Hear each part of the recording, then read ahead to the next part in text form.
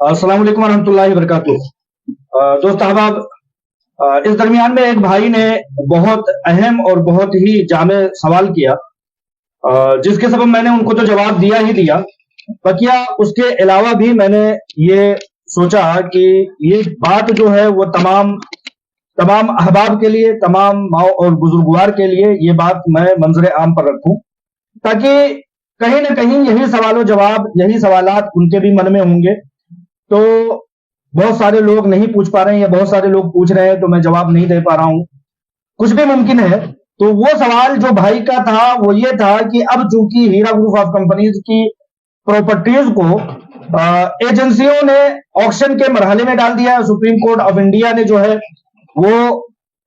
इसको जो है ऑक्शन के मरहले में डाल दिया है। तो क्या अब हीरा ग्रुप ऑफ कंपनीज के उन सरमायाकारों को, जो सरमायाकार हीरा ग्रुप ऑफ कंपनीज के प्लेटफॉर्म पर हैं, सब्र किए हुए हैं और वो किसी एजेंसी में नहीं गए, कंप्लेन नहीं किया हुआ है, तो क्या उन लोगों को भी कंप्लेन का रास्ता अपनाना पड़ेगा? ये सवाल उस भाई ने किया। तो मैंने उसके जवाब में जो उन भाई को जवाब दिया, उसी के लुबे-लुबाब में मैं चाहता हूं कि आप लोगों के सामने भी बातें रखूं। दरअसल देखिए, तमाम अहबाब को मैं ये चीज याद दिलाना चाहता हूं कि जब से हीरा ग्रुप ऑफ कंपनीज के मामले की शुरुआत हुई, यानी कि 2018 या 2012 से ले लीजिए, तो जब वहां पर यह धमकियां दी जा रही थी कि तुम्हें बर्बाद कर दिया जाएगा, तुम्हें निस्तनाबूद कर दिया जाएगा, जब 2018 में इन मामलात की शुरुआत हुई, तो जो ब्लैकमेलर्स हजरात हैं उन लोगों ने कहा कि तमाम प्रॉपर्टियां फरोख्त कर दी जाएंगी, तमाम एजेंसियों को तमाम मामलात दे दिए जाएंगे, और कहीं ना कहीं वही चीज आकर के आगे हमारे मुल्क की जो है वजीर खजाना मोहतरमा निर्मला सीतारमन जी ने भी उस वक्त जब प्रॉपर्टीज को अटैच किया गया था तो उन्होंने यह बयान दिया कि हीरा ग्रुप ऑफ कंपनीज की 200 करोड़ रुपए की प्रॉपर्टी को हमने ऑक्शन मरहले में डाल दिया, जबकि वो ऑक्शन अभी हुआ नहीं था, ना ही ऐलान हुआ था, ना ही सुप्रीम कोर्ट ऑफ इंडिया में इस बात का जजमेंट आया था, बल्कि निर्मला सीतारमन जी ने पहले ही यह चीज बता दिया। तो इसका मतलब है कि जो भी मामलात हैं वो स्क्रिप्टेड हैं, कहीं ना कहीं मामलात तय हैं। 2012 के मामले को देख लीजिए, दरमियान की तमाम धमकियों को देख लीजिए, और जो जमीन माफियाओं की तरफ से लगाए गए जो हरकारे हैं, जो एफआईआर पर एफआईआर करा रहे हैं, एफआईआर कराने के लिए तगोदो कर रहे हैं, भाग रहे हैं, दौड़ रहे हैं, बहुत ज्यादा जफाखर्शी कर रहे हैं, उन लोगों की कोशिशों को देख लीजिए कि वो एफआईआर क्यों कर रहे हैं, और प्रॉपर्टीज को जो है फरोख्त करने की, नीलाम करने की जो एक बड़ी कोशिश थी, उसी पर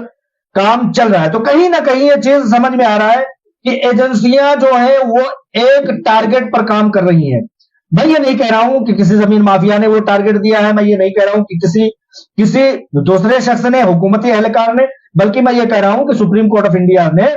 एजेंसियों को यह टारगेट दिया है कि हीरा ग्रुप ऑफ कंपनीज की फला फला फला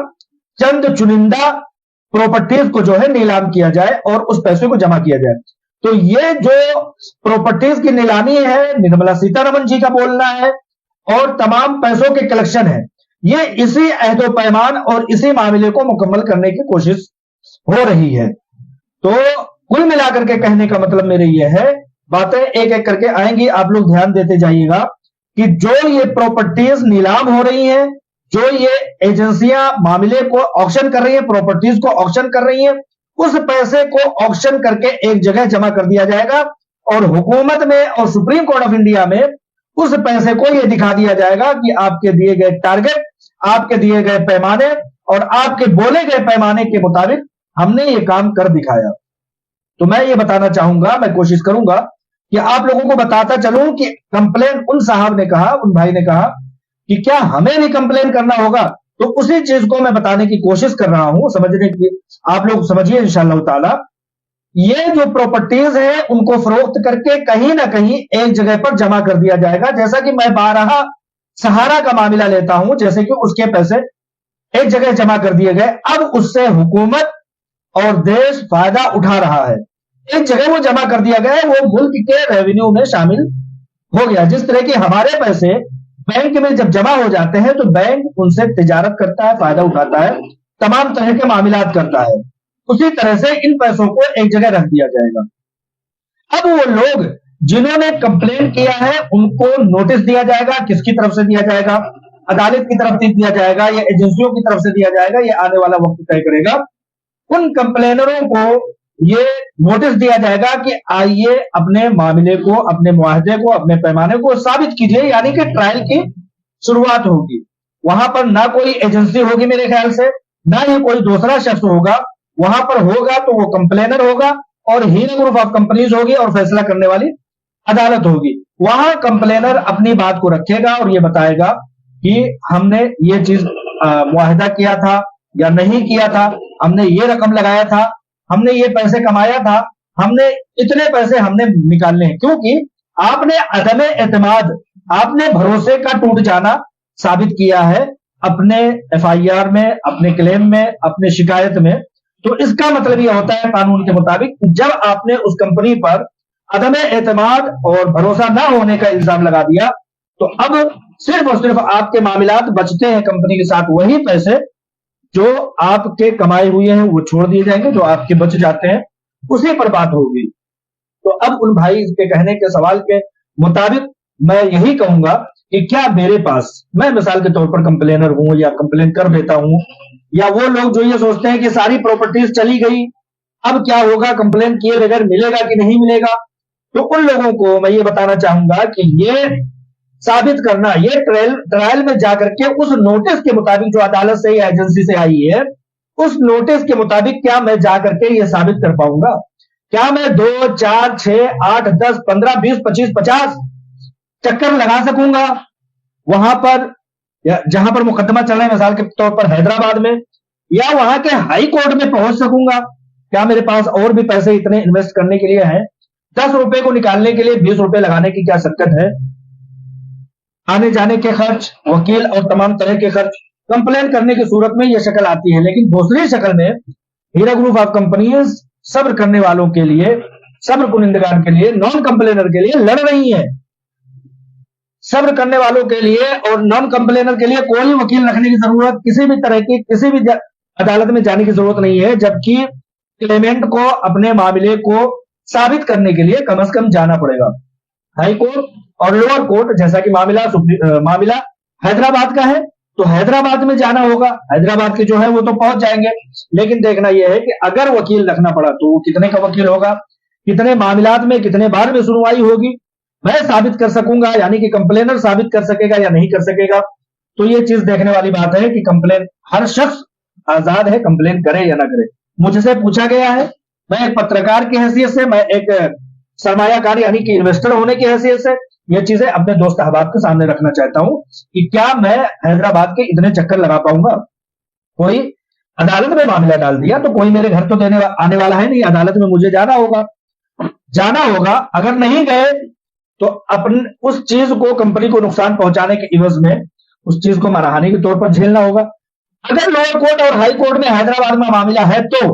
और अगर सुप्रीम कोर्ट में है तो क्या लाख रुपए, 2 लाख रुपए, 3 लाख रुपए एक हियरिंग के हम दे पाएंगे?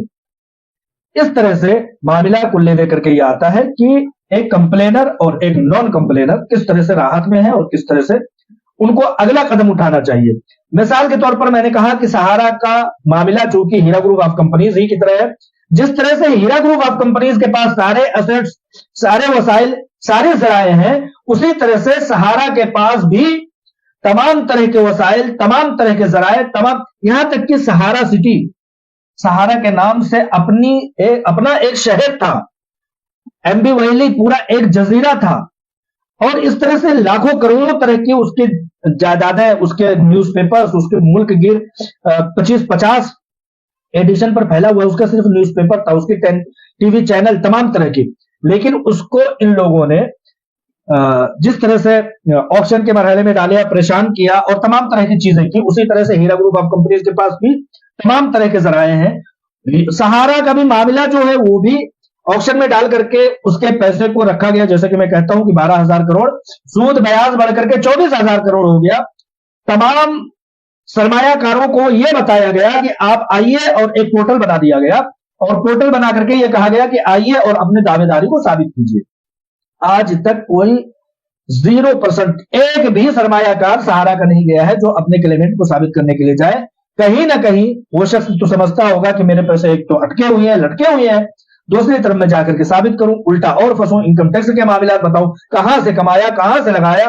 किस तरह से लगाया, एक नई तरह की। लिहाजा 12,000 करोड़ रुपए सहारा के 24,000 करोड़ रुपए हो जाते हैं, लेकिन सूद ब्याज बढ़ करके, लेकिन कोई सरमायाकार उस तक पहुंचता नहीं है अभी तक। मैं इसीलिए सहारा का हमेशा एक जो है मिसाल दिया करता हूं, क्योंकि हूबहू लगभग हीरा ग्रुप ऑफ कंपनीज के भी असेट्स सिटी में ना हो, मतलब शहर की शक्ल में ना हो, लेकिन अभी गुज़िश्ता ही हियरिंग में कहा गया कि 300 प्रॉपर्टीज है, 300 प्रॉपर्टीज में जिसको चाहो उसको फरोख्त करो। ऑनरेबल सुप्रीम कोर्ट साहब से कहा गया कि जहां पर डेटा है उसको ना किया जाए, क्योंकि तमाम हमारे रिकॉर्ड्स वही है। तो कुल मिलाकर के यह है कि एजेंसी का जो दावा है, एजेंसी का दावा जो है वो 680 करोड़ रुपए है,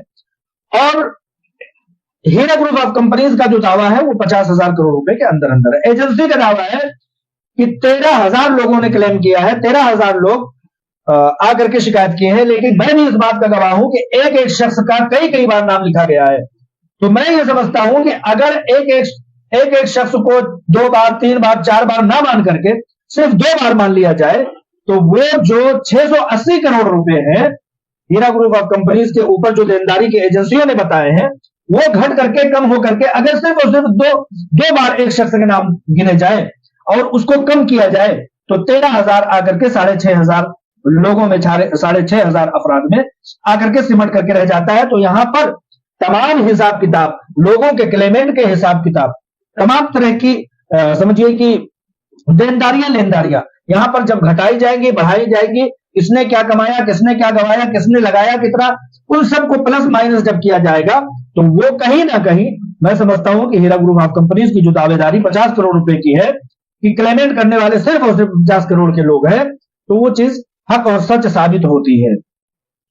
तो इस तरह से नॉन कंप्लेनर का किसी भी तरह से कोई भी कि कहीं भी अदालत में नहीं जाना होगा, किसी भी पोर्टल पर क्लेम नहीं करना होगा, किसी अदालत में जाकर के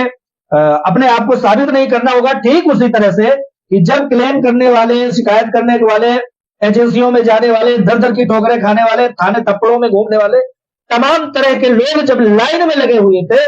तो सब्र करने वालों को हीरा ग्रुप ऑफ कंपनीज और उसकी सीईओ आलमा डॉक्टर नौहरा शेख साहिबा लोगों को अमानतें दे रही थी। हजारों लोगों को सैकड़ों करोड़ रुपए तकसीम उस वक्त किए गए जबकि कंप्लेन करने के लिए लोग एजेंसियों में लाइन लगा करके खड़े हुए थे। तो मैं यहां पर यह दावेदारी बोलना चाहता हूं, बताना चाहता हूं कि नॉन कंप्लेनर को जिस तरह से उस दरमियान में तमाम तरह से हाथ बंधे हुए, तमाम प्रॉपर्टीज के अटैचमेंट हुए, तमाम वसाइल बंद होने के बावजूद भी अगर सैकड़ों करोड़ रुपए हीरा ग्रुप ऑफ कंपनीज उस दरमियान में दे जा सकती है जब तमाम तरह के मुखालिफ थपेड़े चल रहे थे, मुखालिफ हवाएं चल रही थी, मुखालिफ तूफान बदतमीजी चल रही थी, उस वक्त सैकड़ों करोड़ रुपए अगर तकसीम कर सकती हैं, तो इंशाअल्लाह ताला ये प्रॉपर्टीज का बिकना, फरोख्त होना हीरा ग्रुप ऑफ कंपनीज के सरमायाकारों के लिए, उसके प्लेटफॉर्म पर रहने वालों के लिए कोई हर्ज पैदा नहीं कर सकती। आलमा डॉक्टर नौहरा शेख साहिबा अपने वसाइल से, अपने दीगर जराये से तमाम तरह के मामलात को मुकम्मल कर लेगी। और जैसा कि हीरा ग्रुप ऑफ कंपनीज कोई भी दावेदारी यूं ही नहीं करती, कोई दावेदारी यूं ही करेगी तो उसके मामलात, हीरा ग्रुप ऑफ कंपनीज के मामलात एजेंसियों में चल रहे हैं, कोर्टों में चल रहे हैं, वो मुद्दा बन जाएगा। तो लिहाजा मेरे कहने का मतलब यह है कि हीरा ग्रुप ऑफ कंपनीज का मामला जो 50 करोड़ रुपए का है, वो सिर्फ और सिर्फ 50 करोड़ रुपए ही माना जाए, उससे ज्यादा ना माना जाए, क्योंकि एजेंसियां हुकूमतों के लिए काम कर रही हैं, एजेंसियां दीगर तमाम कानून कवायद और शराइत के लिए काम कर रही हैं, अपने कायम करने के अहदो पैमान पर काम कर रही है, लेकिन हीरा ग्रुप ऑफ कंपनीज काम कर रही है अपने सरमायाकारों को राहत पहुंचाने के लिए। इस दरमियान में लोग उकसाएंगे, लोग लोगों को भड़काएंगे, लोगों को वर्गलाएंगे और कहेंगे कि चलिए FIR कीजिए, वरना सारी प्रॉपर्टीज, जैसे भाई ने पूछा, सारी प्रॉपर्टीज जो है ऑक्शन हो रही, तुम्हें कब मिलेगा, कहां मिलेगा। तो हीरा ग्रुप ऑफ कंपनीज का यह दावा है कि सिर्फ और सिर्फ 50 करोड़ रुपए का मामला है।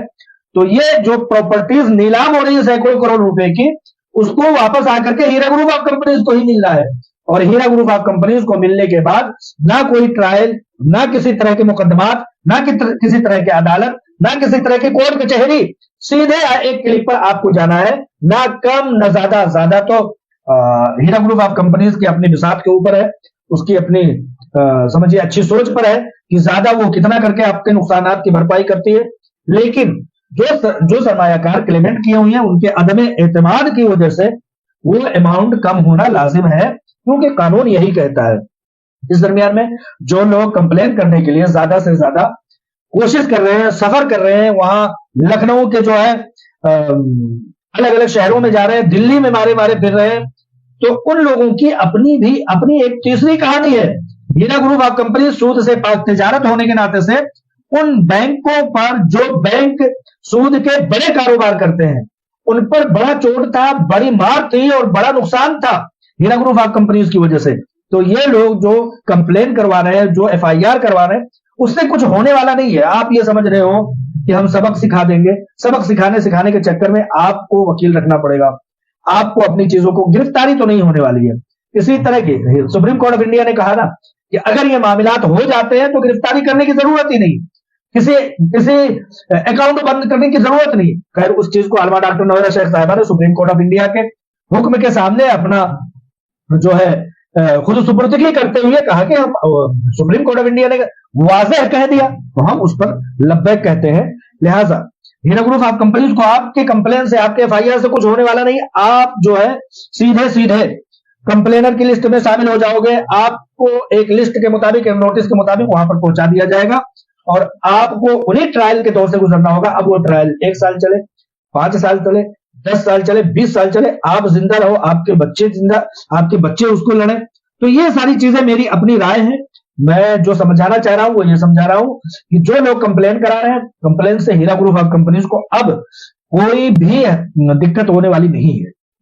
आप एक कंप्लेन, एक एफआईआर से क्लेमेंट हो जाओगे, बस इससे ज्यादा कुछ नहीं होगा। लेकिन जब ट्रायल का मरहला शुरू होगा तो ये कंप्लेन कराने वाले, ये एजेंसियां, ये बोलने वाली हुकूमतें, ये अदालतें, ये तमाम तरह की ताकतें जो है पसे पुस्त चली जाएंगी। जिस तरह की मसूद का लौंडा जो था वो अमेरिका में 3 साल जाकर के बैठा हुआ वो चला जाएगा लंदन, अफ्रीका।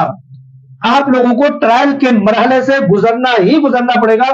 अपने दावेदारी को साबित करना ही करना पड़ेगा। और आपने कंप्लेन किया है और दावेदारी साबित करने नहीं पहुंचते हो तो उसके पादाश में हित के इज्जत, कंपनी को मानहानि, कंपनी के खिलाफ नुकसान पहुंचाने का क्लेम बर्दाश्त करना पड़ेगा। इन सारी चीजों को, क्लेम को, हित के इज्जत को, कंपनी को नुकसान पहुंचाने को, तमाम तरह के अमाउंट को माइनस लॉस पॉइंट में पहुंचाने को, इन सारी चीजों को मद्देनजर रख करके क्लेम कीजिए, एफआईआर कीजिए, आपका हक है। लेकिन अगर आप एफआईआर नहीं करते हैं, आप किसी तरह से क्लेमेंट नहीं बनते हैं, तो आपका मामला जो है वो Heera group of company CEO अलमा डॉक्टर नोएरा शेख साहिबा लड़ रही है, वो लड़ती रहेंगी, आखिरी सांस तक उनका लड़ने का ऐतो पैमान है, क्योंकि वो गलत नहीं है। गलत यूं नहीं है कि एक बैरिस्टर उसी शहर का, अपने ही शहर में जिस कंपनी से हार जाता हो, बहुत बड़ा जो है वो तयूस, वो हार जाता हो, तो आपकी क्या बिसात है, आपकी क्या औकात है, हमारी क्या औकात है कि हम उस कंपनी के खिलाफ क्या प्रूफ ले आ पाएंगे। रह गई बात एजेंसियों की, तो एजेंसियों की अपनी चुल है। हमारे यहां कहते हैं कि चुल मची हुई है, यानी दिलचस्पी लगी हुई है कि वो जो है अपने काम को करें। जो कंप्लेन करा रहे हैं उनकी अपनी चुल मची हुई, अपनी दिलचस्पी है, वो अपने फायदे के मुताबिक जो है वो एफआईआर करवा रहे हैं। तो कुल मिलाकर के कहने का यह है कि अगर आप मुतमईन रह करके अपने घरों में बैठना चाहते हैं, 10 साल, 15 साल, 20 साल तक ट्रायल के मरहले को फेस नहीं करना चाहते हैं, ये चाहते हैं कि जिस तरह से हीरा ग्रुप ऑफ कंपनीज थोड़ी सी राहत पर हजारों लोगों को सैकड़ों करोड़ रुपए जो तकसीम करती है, उसी तरह का एक ऐसा वक्त आए, तो बस दुआओं में याद रखिए, हम सबको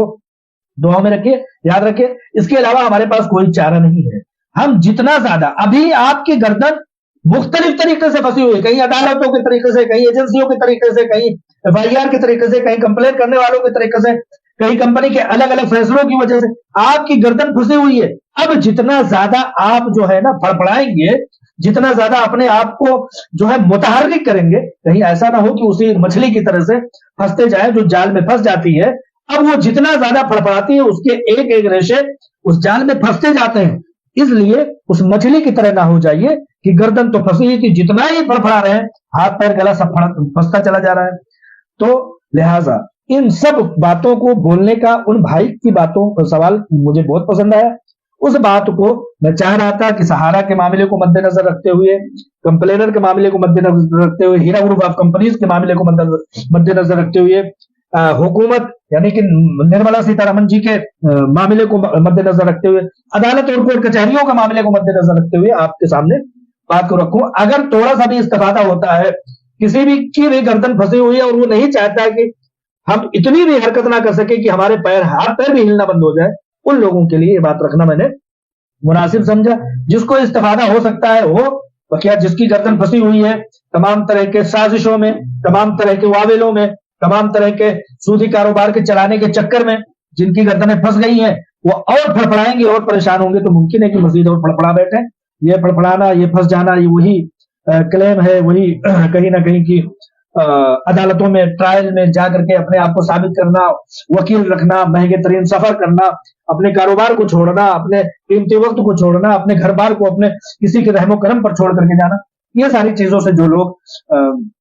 छुटकारा चाहते हैं, उन लोगों के लिए मैंने ये बात रखी। यही चीजें होती हैं। आज जर्नलिस्ट होने की हैसियत से मुझे ये सारी चीजें, दिल्ली में बैठे होने के नाते से ये सारी चीजें सुप्रीम कोर्ट में देखता हूँ, हाई कोर्ट में देखता हूँ, अखबारों में पढ़ता हूँ, इसलिए ये सारी चीजें बता पा रहा हूँ। वरना अगर मैं भी किसी दूसरे मैदान का खिलाड़ी होता तो अपने कामों में मसरूफ हो रहा होता आप लोगों की तरह। लेकिन शुक्र मनाइए कि अल्हम्दुलिल्लाह अल्लाह ताला ने इस मैदान में पहुंचाया है, जिसके जरिए से आपको अपने मुताले के जरिए से